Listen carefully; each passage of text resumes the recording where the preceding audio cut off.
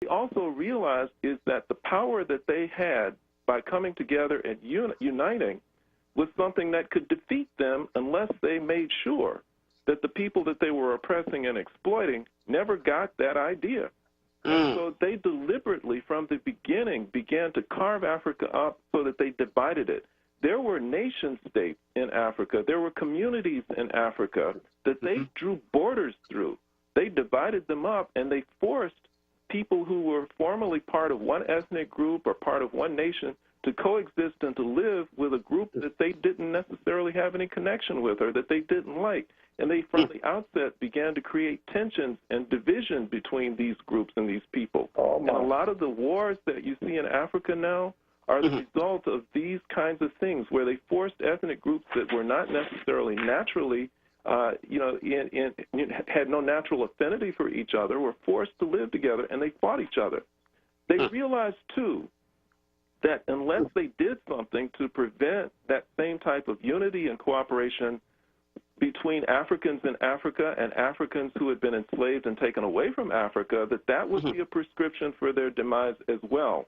And so they used a number of different propaganda methods to create division and confusion among the African family worldwide. One of the things that they had was something called Voice of America, where they would broadcast all kinds of propaganda about how wonderful life was for African people in the United States and how prosperous they were. Ebony magazine was always distributed in Africa to show just how prosperous and upscale African people were. And the lesson that many people in Africa took from that was that these are people who are doing well, and they probably think they're better than us.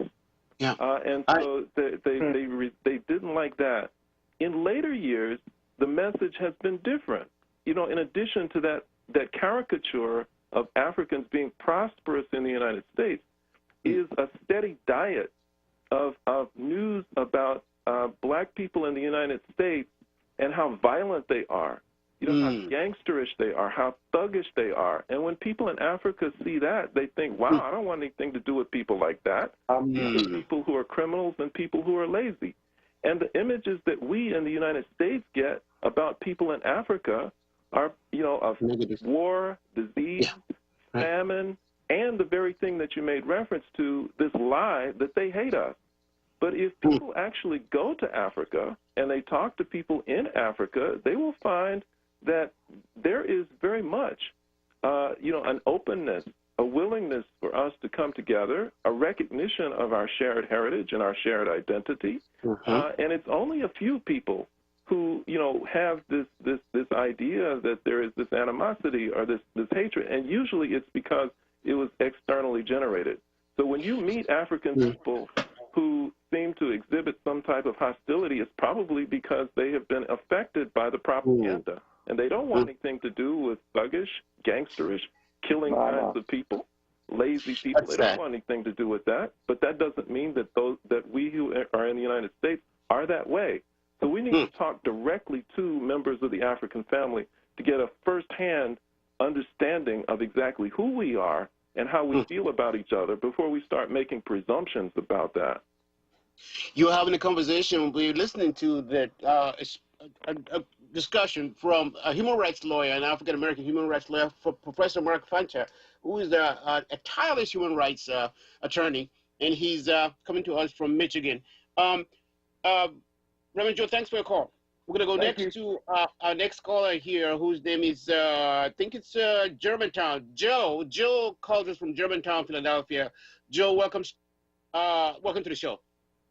Good afternoon, Dr. Mack, and to your wonderful producer, Brother Mike, and to your distinguished guest, Dr. Fancher. How everybody doing today? Doing okay. Doing great. Praise be to Allah. You know, Dr. Mack, I'm gonna make this comment to Dr. Fancher, and I hope I'm pronouncing his name right. If I am, I do apologize, Dr. Fancher, if I'm mispronouncing your name. But I want to say this. I want to make the comment, Dr. Mack, to Dr. Fancher that I made to you last week. This nice guy version, this nice guy neocon warmonger who just became president-elect, I told you, and I keep trying to tell people, a lot of it started under Obama with African. See, when Joe Biden appointed this Negro to be the head of the Pentagon. We as black people got to stop being gullible and stop going for the okie doke because he's black. They always use black face on white power. They want to move on black people and move on Islamic countries or African countries. When I've been to Ghana since slave done, so I felt that presence of our ancestors when I went to Egypt and I went to Ghana and places like that. So, but my point is that we got to be very careful to give him accolades because he's a Negro. Make no mistake about it. He when they Biden, when we put him in place, if he's not there to do the dirt, don't be surprised under him. They move on Africa, drop bombs, kill our people. Same things they did with Obama because he dropped more bombs on black Muslim and black African nations than even his white predecessors. So my point, Dr. Meck, is that, and I close with this, don't give this man no accolades because he's a dangerous individual. This guy, he wants to marry to the head of the Pentagon. And I'm just trying to warn black people, be careful what you wish for because when this Negro getting there, he's going to do the dirt of his white slave masters to further exploit and destroy Africa for his white slave masters. Make no mistake about it. Joe, I don't know if you have the facts, or maybe Professor Fancher can help us, Dr. Fancher, about Obama dropping more bombs in Africa. I mean, Professor, thanks for your call, by the way, Professor.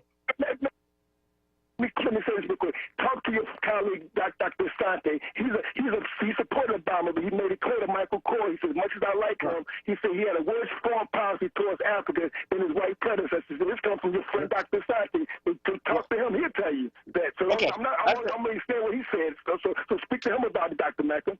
I'll do respect Professor Asante. I worked under him. He tutored me for my second PhD. But let's hear from the civil rights activist, the human rights lawyer here, Professor Fancher. I'll get off, Dr. Mecca. Thank you. Yeah. Professor Fancher? No, I agree 100% with the caller, and he's absolutely right.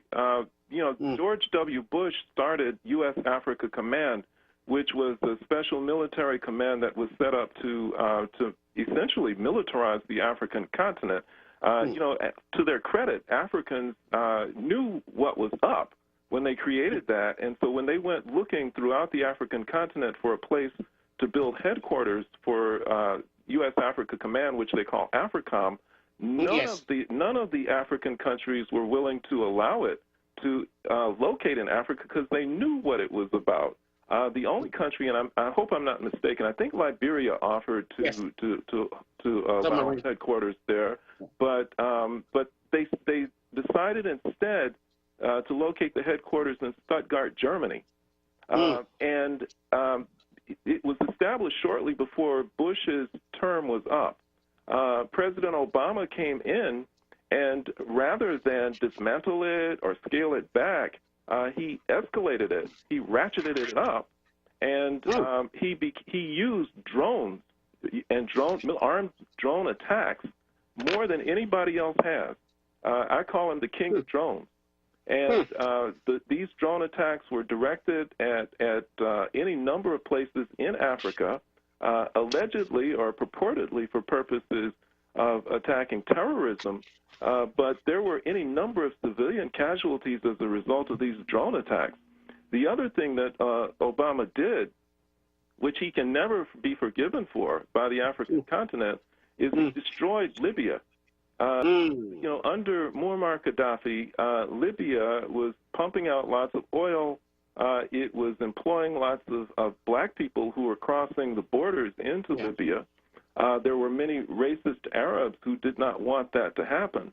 And so what Obama greenlighted was an operation to enlist these disgruntled Arabs to wage a war against not only the Gaddafi administration, but against black people who were coming across the border into Libya to accept employment. And so they went in there and they took down the entire Libyan government, assassinated Gaddafi, and threw the entire country into chaos. The reasons, and this is, I'm not making this stuff up or speculating about it. There are emails that are in Hillary Clinton's files in the State Department, and you can access those through the State Department website, where her staff is talking with people in France about the need to get rid of Gaddafi.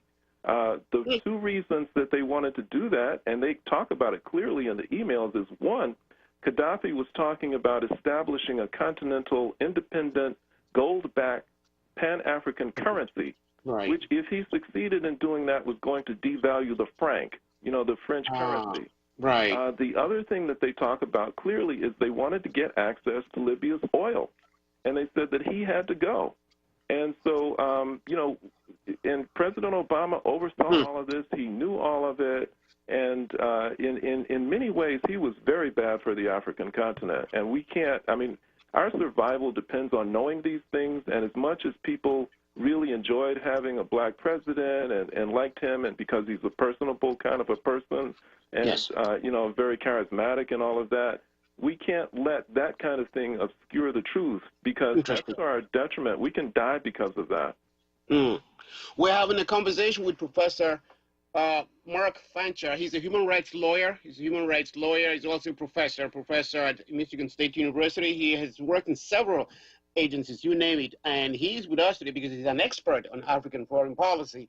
Why is the United States military presence in the continent of Africa? We have a call from Germany. Before we go to Joseph, we're going to go to Germany and have a conversation with Rick. Rick from Germany, welcome to the show. How you doing, Doctor? And hello to your guest. Yeah, Professor Fancher, right. Okay. Good afternoon. Sir Isaac Newton was both a Christian and a physical scientist. He predicted doomsday, the day of the Lord, cataclysm, and apocalypse starting around 2060. What do you see coming in the next 40 years in terms of weather and cataclysm on the continent? On the continent of Africa? Yes. Okay, because I was going to ask you about the relevance of your question. Professor Fancher, I don't know where Rick is headed to from Germany. Can you make a statement, one or two comments about that? Well, I'm a devout Christian myself, and the one thing that I have to do as a Christian is not try and second guess God and when he's going to bring about the end of the world as we know it. So I would not even begin to speculate that in keeping with my religious tenets. However, I have to be optimistic that Africa will unite and will become liberated, faster than many people think, because I think it's sort of a pregnant state of liberation that we're in. There is around the world, around the African world, a hunger for African unity and African liberation. Everybody wants it. It's just that there are certain things that are just sort of blocking our way. And once we overcome those things, then I think it will happen with a much greater speed than we can imagine. And the benefits of it are just enormous, because what it means is that Africa, which is now a continent divided into more than 50 different small microstates, will unite into one big country with the most powerful economy in the world, with the most powerful military in the world, with more diplomatic influence than any country in the world, and with the capacity to protect everybody who has any connection to Africa at all. So those of us in the United States who right now worry about mass incarceration and police brutality and unemployment and all of these problems, a lot of that stuff is just going to magically go away because of the power of Africa. Africa would not even have to lift a finger to make a lot of that happen. It's just that because it's so powerful and everybody is going to want to, curry its favor and try and become friends with it, that it will do anything and everything to make themselves look good to Africa, including helping people of African descent to make sure that they're taken care of and that their needs are met. So it is an imperative. It is an objective which, if accomplished, I think will be of enormous benefit, and I'm hoping that it can happen within 40 years. That would be great. Conversations with Professor Mark Fancher, professor of law, human rights activist globally and locally and nationally. Professor Fancher, we're going to have to take a short break. We'll be right back. Just in 1 minute, we'll be right back. And when we come back, we'll have a conversation with Joseph from Massachusetts. Be right back. Every day, 47.9 million family caregivers perform labors of love by helping their parents and spouses. Family caregivers help their older loved ones with medications, medical care, meals, bathing, dressing, and much more. While they wouldn't have it any other way, they need some support. AARP has information and online communities to help support caregivers. Learn more at aarp.org/caregiving. Dietz & Watson has been making premium meats and artisan cheeses for over 80 years. And when it comes to stacking sandwiches and party platters, they've got something for everyone in the family, like maple honey turkey breast, American cheese, buffalo chicken, and more. So get to your local deli and taste 4 generations of family recipes. With Dietz & Watson on the table, you'll have everyone coming back for seconds and thirds. Dietz & Watson, it's a family thing since 1939. Buying something from a dealer just sounds a bit, well, put it like this. My cousin Ray Ray got arrested for buying something from a dealer. So why would you want to buy your car from a dealer? Hi, everybody. This is Nick inviting you to buy your next car from Jerry over at Cardex. See, they're not dealers. They're like a car concierge service. They design a car around you. Almost any make. If it's not on the lot, they'll go out and get it for you. So use my car concierge, where I've already bought 4 cars. Cardex at 116 East Glenside Avenue in Glenside, Pennsylvania. Check them out online at cardexinc.com. Or call Cardex at 215-886-3230. Want to buy black for the holidays? WURD Radio has got you covered. WURD is proud to present our virtual holiday marketplace online. Support local, small, black-owned businesses through the marketplace and purchase your holiday gifts today. Visit WURDradio.com/marketplace or WURDworks.com/marketplace. Monday through Thursday, keep it locked to WURD Radio. At 6 a.m., start your day with the Power Hour, hosted by Bishop Dwayne Royster and Reverend Mark Kelly Tyler. At 7, it's Wake Up with WURD with Solomon Jones. At 10 a.m., it's Reality Check with Charles Ellison. Then at 1 p.m., it's The Source, hosted by Andrea Lawful Sanders on Mondays, Tuesdays, and Thursdays, and the Black Women's Leadership Council on Wednesdays. At 4 p.m., it's Evening Words with Nick Taliaferro. Then at 7, it's Save Space with Sincerely Sarita. At 9 p.m., round up your day with Keeping It Real with the Reverend Al Sharpton. Keep your dial locked to WURD Radio, 96.1 FM and 900 AM WURD. Streaming live on WURDradio.com and the WURD Radio app. Or watch live on WURD TV via Facebook and YouTube. WURD Radio. Independent Black Media. Want the latest in WURD swag? Check out the shop tab on WURDradio.com. Hoodies, tees, and more in a variety of colors. The shop tab on WURDradio.com. Show the world that you're all about black. Talk media. You're listening to WURD Radio, 96.1 FM and 900 AM WURD. Independent Black Media. Welcome back. This is the Dr. Emeka Show. If you just joined us, this is the Dr. Emeka Show. It comes to you every Saturday from the hours of 1 to 2 o'clock. Today's edition of the show, we have one of America's most brilliant lawyers. He is the professor. He was a professor at the University of Michigan Law School. And before that, he was the director of litigation for Camden here, Regional Legal Services, New Jersey. So he's a local person, but he's now living in Michigan. Professor Mark Fancher is a human rights attorney, and is with us today to talk about military intervention or military presence of United States in the continent of Africa. We have a comment or a question from Joseph, who lives in Massachusetts. Joseph, welcome to the show, sir. Good afternoon, Dr. Emeka, to your guest. You had it right. Comment, no question. There's 3 top reasons why America is in Africa, and I support America, but they got to change the way they treat Africa. Number 1 is the Islamic State. You familiar with what's going on with the Islamic State, Dr. Emeka? Somehow familiar, but what's your question? I don't have a question because I know the game. You put people on, and they want to convert you to think the way they want to think. I think the way I think. I always got comments. I never had questions. The Islamic State is all over Mozambique, Mali, Malawi, Burkina Faso, because the Christian world is turned corrupt. They don't stand for right and wrong. They don't enforce the law. America is becoming a banana republic. Second is China. China is Africa's largest trading partner, $160 billion trading. We should be China. We should be Africa's largest trading partner. But what the white men like to do in America and the Western world is exploit people, and they use your black people in high places, lawyers and all that, to exploit their own black people who don't have money to fight for the civil rights being violated. That's why Africa is turning towards China. Russia is in there because of mercenary. Same game, they in the Congo, last point, like Rwanda. When they had the genocide, the Catholic Church was harboring these Hutu extremists. They told them where the Tutsis were hiding in the church. You're saying the Catholic Church was complicit with the Rwanda genocide? Is that what you're saying? Not all of the Catholic Church, but a lot of them. One case, they told the Hutu extremists. That's why after the genocide, and Paul Kagame, a righteous leader that don't sell out, he when he took over Rwanda from neighboring Uganda with Yoweri Museveni, he was the head of intelligence. A lot of Tutsis started to turn to Islam.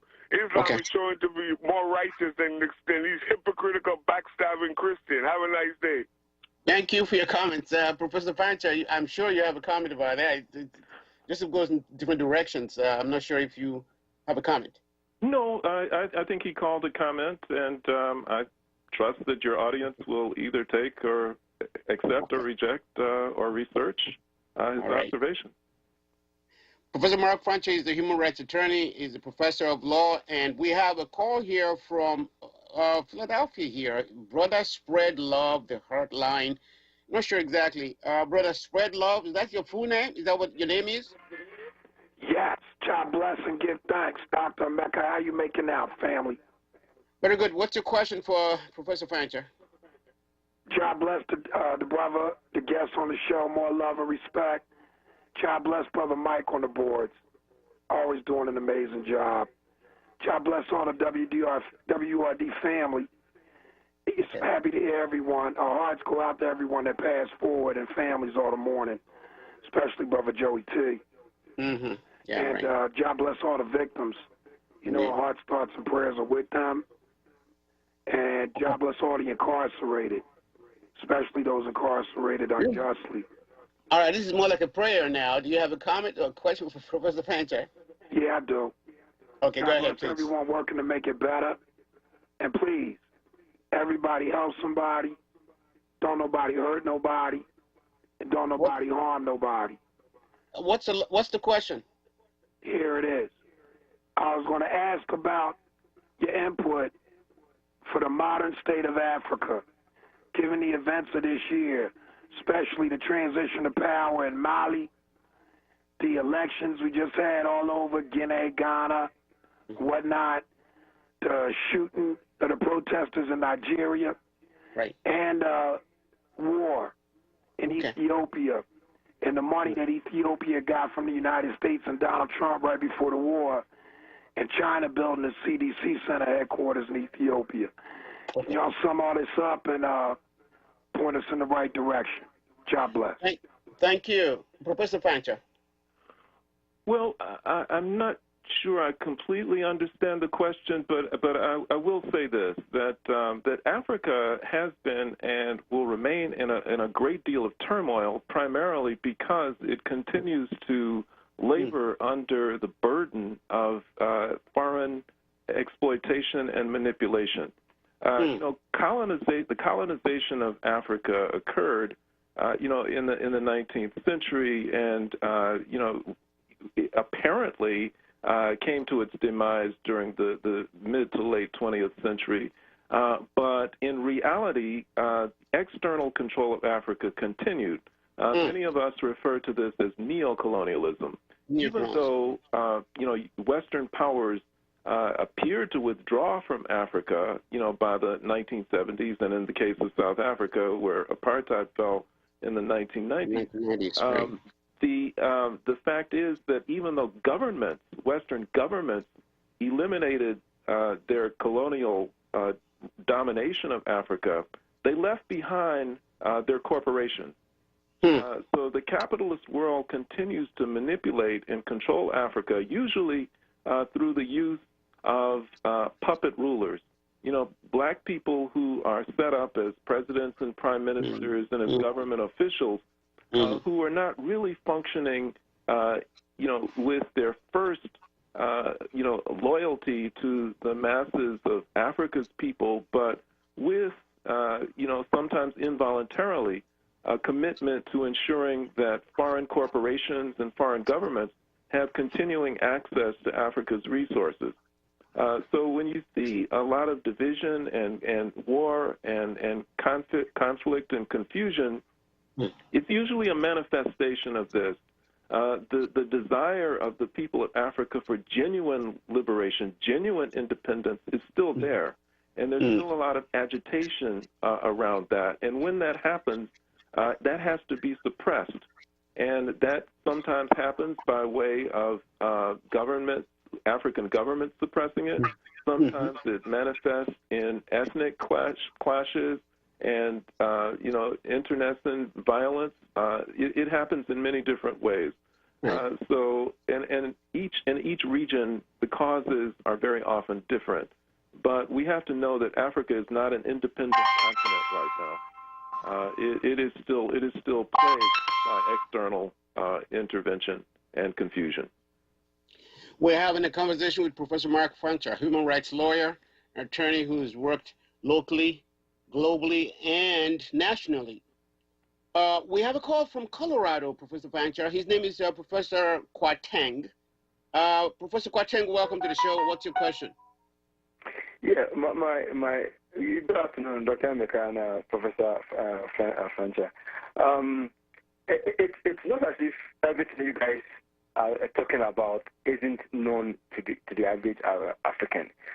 For instance, this guy, Walter Rodney, in his book, How Europe Underdeveloped Africa, just describes some of the means and methods the Western world and now China are using to exploit Africa. Wole Soyinka, in his book of Africa, tells us the comparative advantage of traditional African religions over external religions, foreign religions like Islam and Christianity. I come from Ghana, and one of our major problems... You're from where now? Ghana? Yeah, I'm from Ghana. Okay. And one of our major problems is Christianity. Wherever you go, you are likely to see a church than a classroom. There are kids all over the place who study under trees, and yet we have money to build churches all over the place. My point is, given that we know how the Chinese, how the West are exploiting us, we know the methods they are using, how can we effectively decolonize the African mind just to make sure we look inward, we look at us, we look at our own development, rather than giving away our rights, everything we have to foreigners? Thank you. The question is a powerful one. I think many people have written a lot about that, and I'm pretty sure Professor Fancher has written a lot about that too. Professor Fancher, he's talking about decolonization of the mind, of African mind. How do you go about that? What are the instruments? What are the necessary elements that it's needed for that kind of thing to happen? Well, it is an important question, and I think it has a lot to do with our development as a people of, first, a fundamental understanding of the fact that our situation is a political one. We have many different opinions and perspectives on other aspects of our lives, in terms of culture, in terms of religion, in terms of, ethnic identity. There are all kinds of things that we have unique and diverse perspectives and opinions about. But the one thing that we all have in common is a shared political predicament, and that is whether we are in power or whether we're not. And unfortunately, that is the thing that we frequently do not focus on when we come to the table and we start talking about the need for African unity, African cooperation, and that kind of thing. The first thing we go to, is I can't cooperate with this person or this brother or this sister because they're of a different religion. I can't cooperate with this brother or this sister because they belong to this ethnic group or that ethnic group. I can't cooperate with them because of that. It doesn't matter whether we don't see eye to eye with respect to religion or culture or ethnicity or any of those things or language. It doesn't matter. What matters is, what are our shared political interests? We can continue to disagree about a lot of things, but we have to reach agreement about what's important for us politically. And objectively, what's important for us politically is to understand that whoever we are, whatever our beliefs are, whatever our perspectives, Africa is dominated by international capital, by an imperialist imperative to dominate Africa and to keep it divided and to keep it exploited. And so what we have to come together is an understanding that we need to get rid of the forces in Africa that come to dominate and control us, and that is, international capitalism. Africa has to be socialist. It really has to be, because that's the only way we can ensure that foreign corporations can't come in and have the legal right to exploit and to dominate. And the two systems can't coexist. And so one can continue to be a Muslim, one can continue to be a Christian, one can continue to be an Igbo, one can continue to be, Malinke, all of these different things that separate us, that's fine. But we all have to be, united in our understanding of what our political interest is, our political imperative. And that is, one, that we get rid of capitalism from Africa, and two, that we unite it. And if we do that, then all of these other things will fall into place. Professor Mark Fancher, professor of law and human rights activist all over the world, is with us today. Professor Fancher, we have to go on a short break, I've been told, and we'll be back. We will be back in about 1 minute. We'll be right back.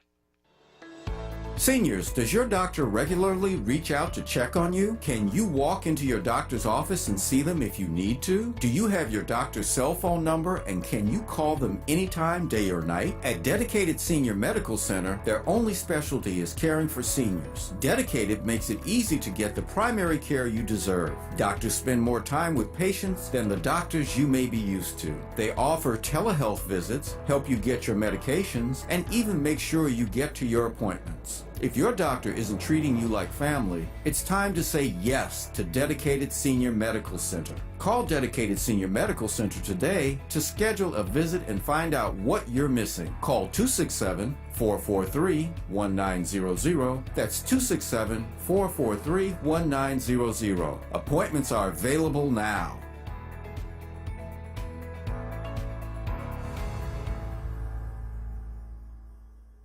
Don't risk catching the flu during the COVID-19 pandemic. The flu shot is a safe and effective way of protecting you and your community from the worst of the flu. Don't say, I should have got my flu shot. Call your doctor or visit your pharmacist and get your flu shot today.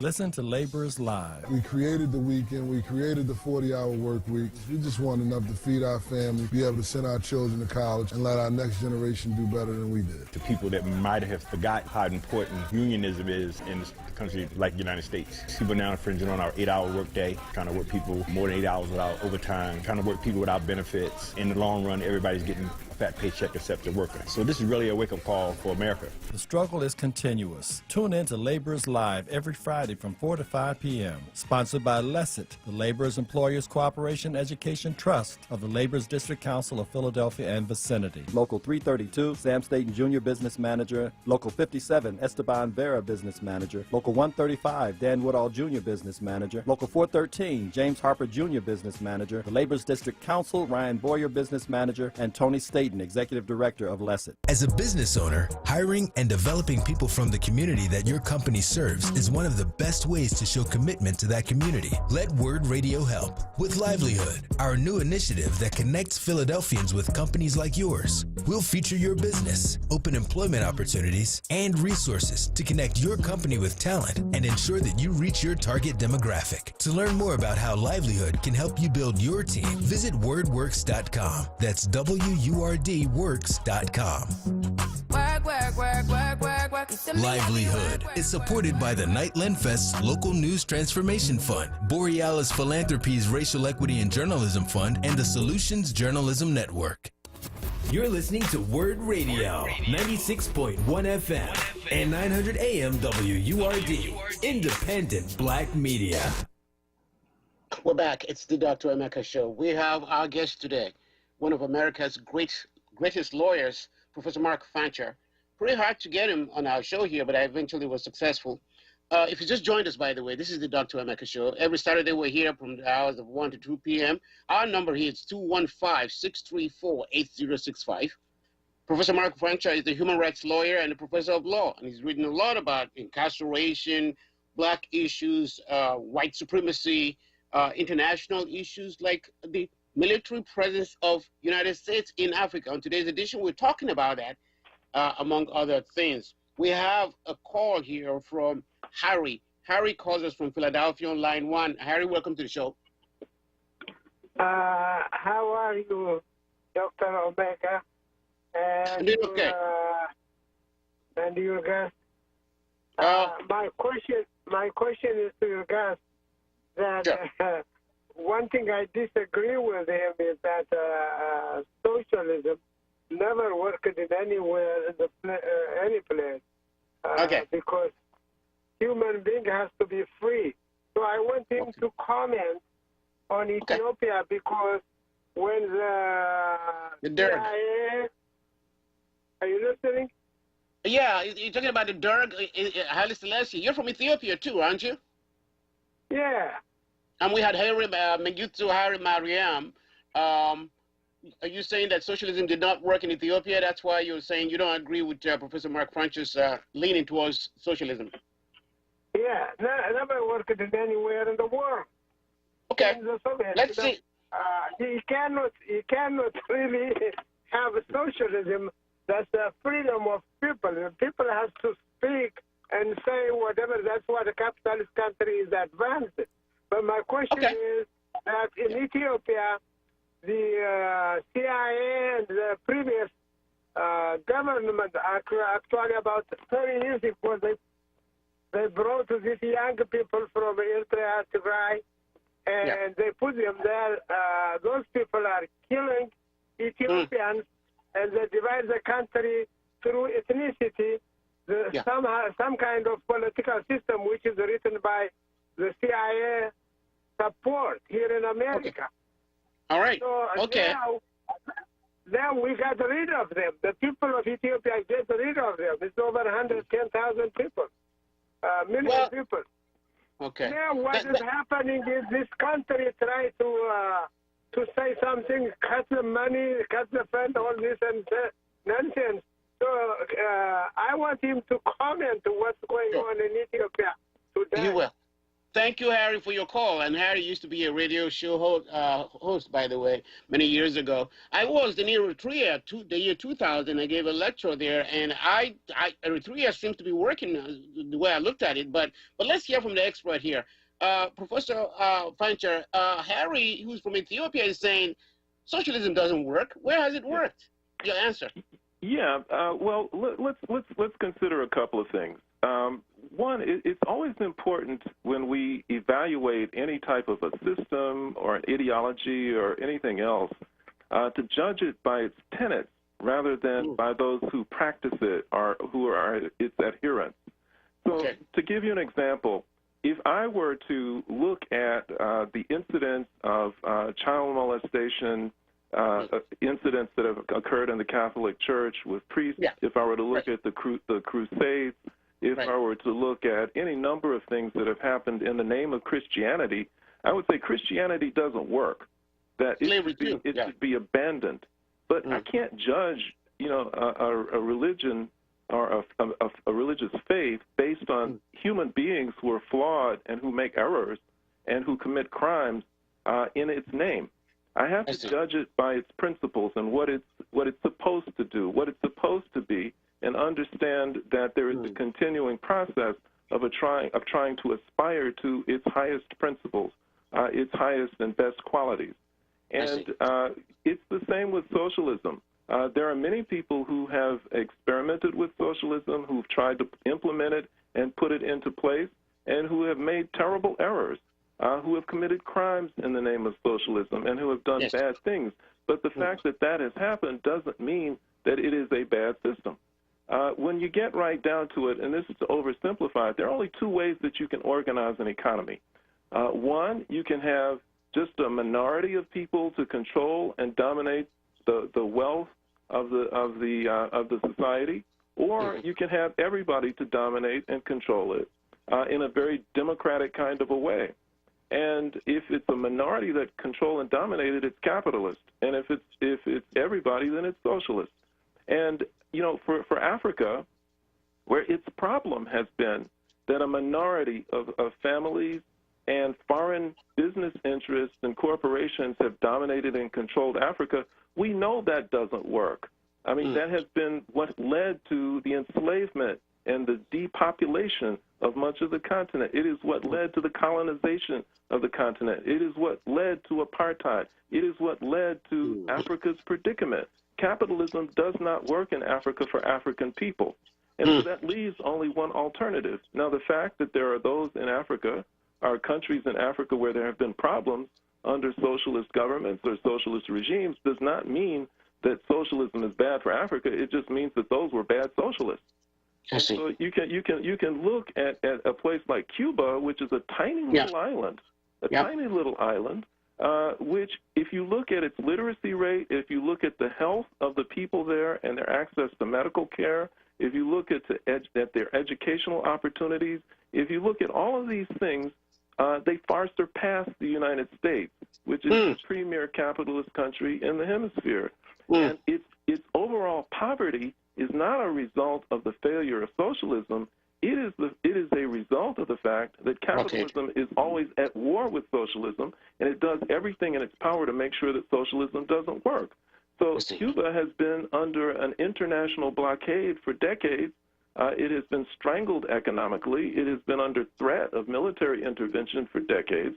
Everything possible to make socialism not work in Cuba has been done to that tiny little island.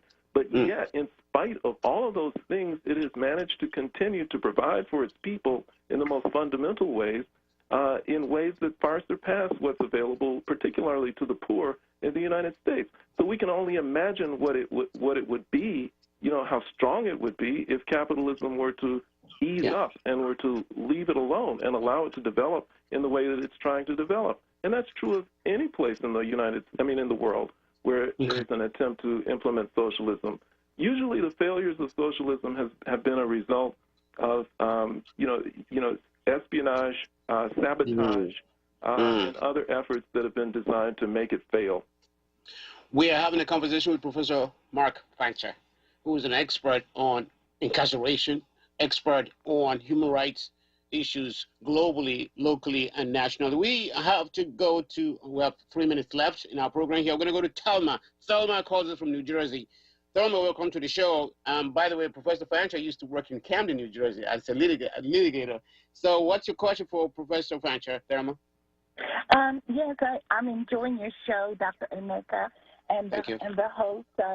I just wanted to ask a question because there's so many dimensions of all the conversations you're talking about. Sure. I just wanted to find, and I agree with the host, is it Dr. Fancher? Fancher, yes, Professor. Yes, I agree so much with what he said. But what I wanted to know is because there's so many similarities between all the examples he gave, like for Cuba and in America. What is the connection, the one thing that could really connect the African Americans with Africa as far as of pushing forward what we need to do as a people? You know, that's a question I think we may have to do part 2 because it's so critical. And Professor Fancher mentioned that in passing, but I think it's a big issue that we need to discuss and get to know more about. Professor Fancher, thank you so much for your call, Thelma. Thanks for your call. Professor Fancher? Yeah, I want to say that we are already more connected than we think. I think the best example of that is when that police officer put his knee on George Floyd's neck and killed him, the first people out into the streets in the thousands and tens of thousands were people in Africa. They immediately identified with that, and they came out into the streets and demonstrated in large numbers to demonstrate that they are in solidarity with us. They heard about what had happened, and they were prepared to put themselves out in the streets to show it.